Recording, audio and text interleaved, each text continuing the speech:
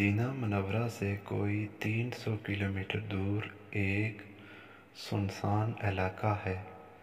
اس کو مدائن صالح بھی کہتے ہیں۔ اس علاقے میں حضرت صالح علیہ السلام کی قوم آباد تھی۔ اس قوم کو قوم سمود بھی کہتے ہیں۔ یہ قوم حضرت ہود کی قوم کے ہم عصر تھی۔ حضرت ہود کی قوم کو قوم عاد کہتے ہیں، جن کی باقیات آج کل بحرین کے صحرا ابار میں موجود ہیں۔ چنانچہ قوم صالح یا قوم سمود نے اللہ سے کفر کیا۔ بہت بڑے، لمبے چوڑے اور طاقتور تھے۔ انہوں نے پہاڑوں کے اندر اپنے گھر بنا رکھے تھے جو کسی بھی موسمی شدت کا مقابلہ کر سکتے تھے۔ وہ حضرت صالح کی تبلیغ کے مقابلے میں کہتے، اے صالح، ہمارے عظیم الشان گھروں کو دیکھ، کیا ہم سے زیادہ بھی کوئی طاقت والا ہے؟ اگر ہمارے مقابلے پر کوئی اور قوم ہے تو اس کو ہمارے سامنے لاؤ۔ لیکن انہوں نے اللہ کی نشانی، ایک اونٹنی کو مار ڈالا۔ اونٹنی کا بچہ روتا ہوا، چیختا چلاتا ہوا ایک پہاڑی میں گم ہو گیا۔ حضرت صالح نے اپنی قوم سے فرمایا کہ 3 دن اپنے گھروں میں فائدہ اٹھا لو، یہ اللہ کا وعدہ ہے کہ جھوٹا نہیں ہوگا۔ تو اللہ نے حضرت صالح کو اور کچھ لوگوں کو اپنی مہربانی سے بچا لیا۔ اس قوم کو چنگاڑ نے آ پکڑا، وہ اپنے گھروں میں اوندے پڑے رہ گئے۔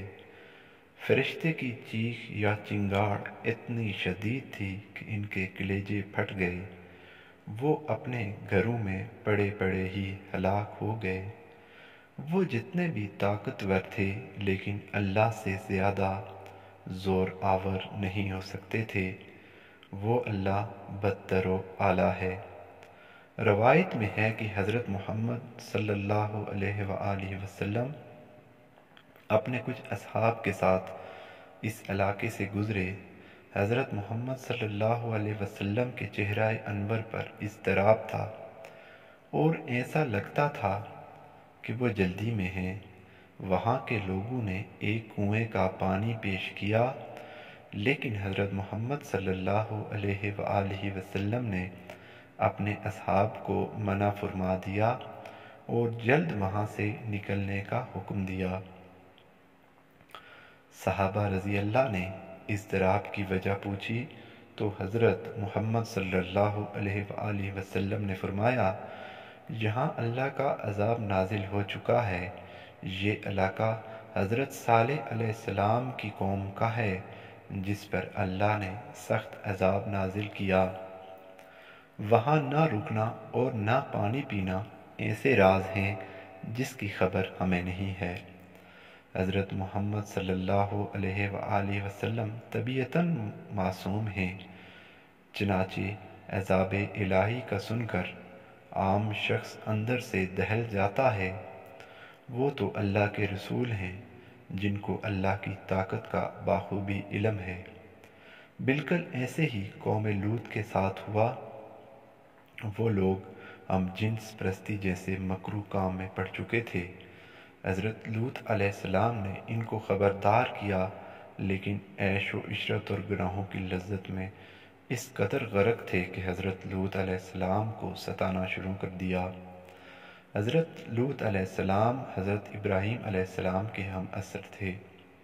اپنی قوم کو بہت سمجھایا لیکن وہ باز نہیں آئے۔ اللہ نے اپنے فرشتے حضرت لوط علیہ السلام کی طرف بھیجے۔ انہوں نے حضرت لوط علیہ السلام سے کہا کہ کچھ رات رہیے، یہاں سے اپنے مال لے کر نکل جائیں۔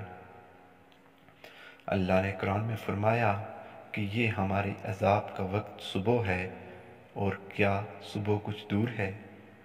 فرشتوں نے تاکید کی کہ کوئی شخص پیچھے مڑ کر نہ دیکھے۔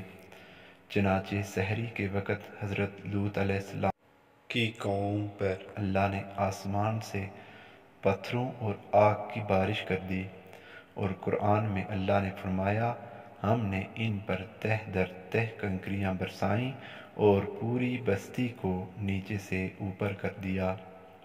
آج جدید سائنس نے اس بات کو ثابت کر دیا ہے کہ جب یہ قوم زمین پر تھی اس وقت برج سنبلہ سے شہاب ثاقبوں کی بارش ہوئی تھی۔ وہ پتھروں کی بارش آگ کے بگولوں کی طرح اس قوم پر نازل ہوئی تھی۔ یہ اپنی دنیا میں مگن تھے، ان کی ہڈیوں سے پتہ چلتا تھا کہ انتہائی کربناک عذاب میں تھے۔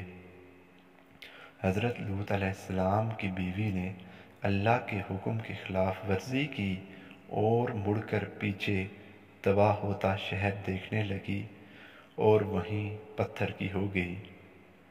ان کی باقیات آج بھی بحیرہ مردار کے پاس وادی سدوم میں دیکھی جا سکتی ہیں۔ اللہ تعالی ہمیں اپنے سیدھے راستے پر چلنے کی توفیق عطا فرمائے اور عذاب الہی سے بچائے، آمین یا رب العالمین۔